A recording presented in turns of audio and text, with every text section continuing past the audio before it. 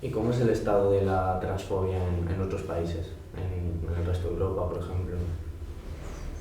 No podría decirte mucho, tengo algunas lecturas superficiales. Lo que más información tengo es sobre el Reino Unido y Estados Unidos, por la parte que me toca por mis traducciones, y pues sobre todo porque hay una conexión muy directa en los razonamientos y en la violencia transfoba, transodiante más organizada de España y el ámbito anglosajón, ¿no? Y en particular bueno, en el Reino Unido, para empezar, el acceso sanitario es una risa. Vas por obligación a una cita en la que te hacen esperar a lo mejor año y medio, que eso parece como si fuera Madrid. Y te hacen una evaluación, luego te tienen que hacer otra evaluación para asegurarse. Aquí el papel que tienen las UTIC, ¿no? Pero ahí todavía hay menos acceso y es un acceso mucho más tardío, mucho más complejo. Luego por eso la mayoría de gente pide hormonas de fuera, gastándose un pastizal, porque si las pides, pues seguramente, por ejemplo, como aquí en España, la Seguridad Social paga muchas alternativas. Muchas, y digo muchas, pero en realidad no tantas. Pero si tienes que estar 5 años esperando a que te den los papelitos, vas a tener que comprar y vas a tener que buscarte alternativas, aunque sea para sobrevivir como puedas, ¿no? Y en Estados Unidos en particular, y quiero centrarme en Estados Unidos, hay una serie de legislaciones que han ido saliendo estos últimos años o que se han ido proponiendo, ¿no? Que son tan brutales, son tan trágicas, tan dolorosas. Y el culpable es el Partido Republicano, ¿no? Es el Partido Republicano que se fue aupando con Trump en esa dinámica más aparentemente outsider, pero que es sistema puro, ¿no? Pero con esa vertiente fascista que lo caracteriza. Y desde entonces no se han bajado del carro y han seguido constantemente con esas. Era un intento que probablemente aquí Vox seguramente no solo lo ha intentado, sino que seguramente intenta extenderlo todavía más, ¿no? Y ahí hay una serie de legislaciones y de propuestas brutales. Todo empezó porque querían prohibir a la gente trans entrar en los espacios públicos como baños y vestuarios de su propio género, ¿no? Pero que ellos entienden que no, porque entienden que la gente trans no existe en realidad, ¿no? Y eso es directamente expulsar del espacio público. Eso es algo gravísimo, es algo... Ayer Marina lo estuvo comentando en el acto diciendo, tengo una amiga de Estados Unidos que le aplicaron esta normativa. No solo que no pueda ir a ese baño, es que no puede ir al otro tampoco porque es un riesgo muy importante y no tiene alternativa porque además si se compra ¿cómo se llama? Para mear en el... Un urinal, gracias. Me decías, si se compra un urinal en la oficina, que no es precisamente algo muy limpio, está contra una normativa, entonces no tiene espacio. Y no tener espacio para mear es no tener un espacio público donde trabajas tú. Es que, a ver, ¿quién se pasa sin mear? No sé, 12 horas, por ejemplo, que estás en un sitio... No se puede. Mucha gente trans lo hace, de hecho. Muchos menores trans en los colegios lo hacen. Hay un puñado de estudios que hablan de esto en Estados Unidos. Aquí en España, por lo que sea, todavía no se han hecho. Todo empezó con esta clase de legislaciones hablando de los deportes. De los deportes no de élite, que es un poco ridículo que a la gente se le prohíba cuando... Esta discusión es tan absurda, sinceramente, pero es que prohibían directamente que la gente trans, los menores trans, participaran en deportes con compañeros, con compañeras de su mismo género en el instituto.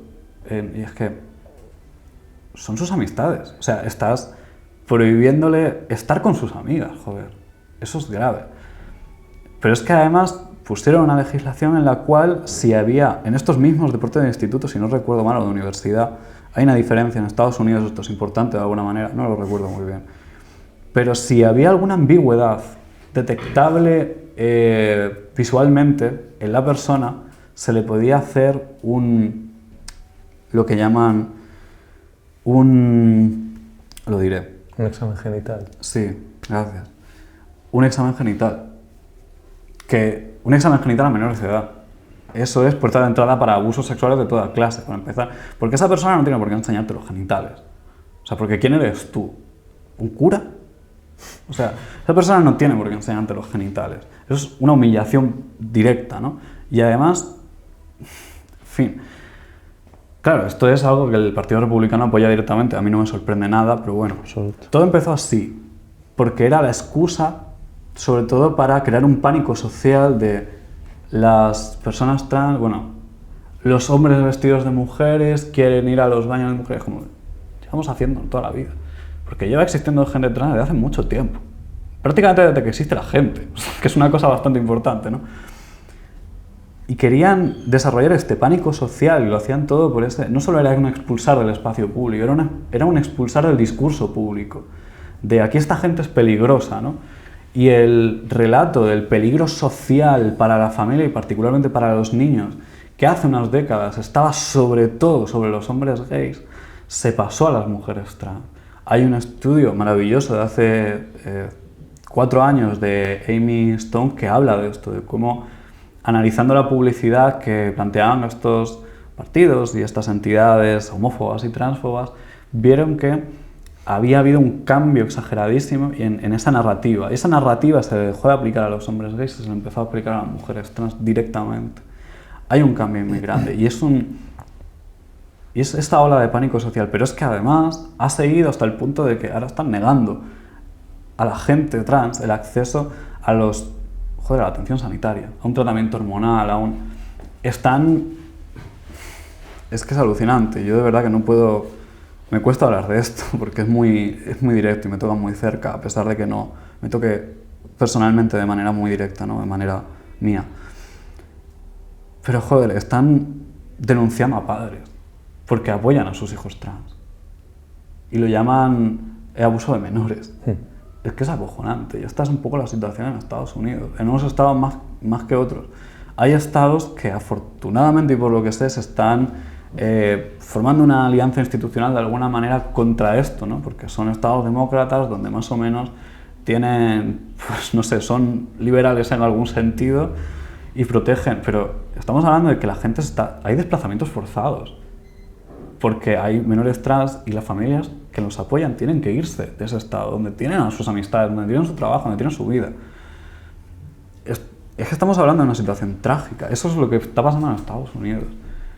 En el Reino Unido no está mucho mejor, o sea, por lo menos todavía no han tirado para atrás lo poco que tienen. Y eso es la parte que yo sé, que yo conozco pues más o menos de lo que puedo ir leyendo. A mí hay una cosa que me llama la atención ahí, y es que la gente no se da cuenta de que cualquier colectivo minoritario que llame la atención por algún caso, sobre el que se empiece a legislar de esa manera, o sea, está ejerciendo la función de canario en la mina. Además, siempre ha ocurrido, ¿no? Se coge a las personas del colectivo LGTB, en concreto en este caso a las personas trans, y se empieza a señalar lo que tú estabas diciendo, ¿no? El pánico social, el pánico moral al que, por desgracia, estamos acostumbrados, ¿no? En el colectivo, que siempre seas como la persona de la que hay que sospechar, porque algo malo estás tramando, porque eres muy raro. Entonces, vas a pervertir niños. Coño, vamos a ver. El otro día no me acuerdo quién leía, era una persona americana que decía que, por favor, o sea, la gente cis lo que tiene que entender es que esto no va solo de la gente trans, que esto va de todo el mundo. Porque al final lo que estás haciendo, lo que estaba diciendo Rosa ahora, si tú dices, si hay alguna ambigüedad se pueden hacer exámenes genitales a los niños. Dices, ¿cuántas ambigüedades os vais a encontrar? Las que queráis encontrar. Entonces, ¿qué es lo que estáis diciendo? Si yo no quiero que a mi hija un señor le haga un examen genital, es decir, no, hija, no, el pelo largo lo llevas, ¿vale? Ropa femenina, pinta, para que no haya ninguna ambigüedad. Al final lo que se estaría haciendo es generar de nuevo la idea de tienes que ser, hay una forma de ser un hombre, hay una forma de ser una mujer. Cualquier cosa que se salga de eso es sospechosa. Y eso es algo que afecta no solamente a las personas trans, eso es algo que nos afecta a todos, a todos. Entonces, todas estas legislaciones, todo esto, toda esta... Además es que hablan de ello como con un asco mal disimulado, en realidad. Todo esto no va solo de las personas trans, va de todo el mundo y va muy en línea de una serie de retrocesos que estamos teniendo. Les viene genial que haya gente que diga, yo qué sé, ¿y por qué la seguridad social cubre las hormonas pero no el dentista? O sea, que es como de estas cosas que dices, ¿y por qué existen los melones y hoy no hay café en mi casa? Nena, yo qué sé, ¿sabes? Dale una vuelta tú.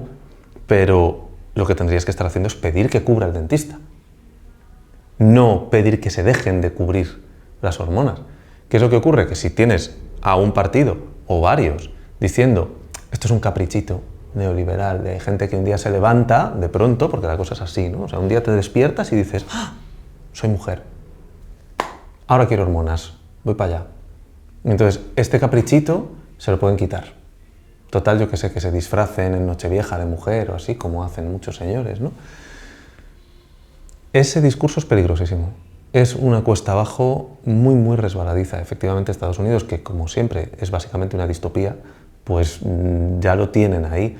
Pero en Inglaterra había, no hace mucho, y corrígeme si me equivoco, porque a lo mejor me equivoco, que estaban celebrando una posible modificación de la ley que, entre otras cosas, subía la edad para el aborto, porque iba metido también cosas antitrans. Es como, ¿hasta qué punto estás dispuesta a renunciar a tus propios derechos que han costado sangre, literal, sudor y lágrimas, con tal de pisar el cuello a la gente trans? ¿Y por qué?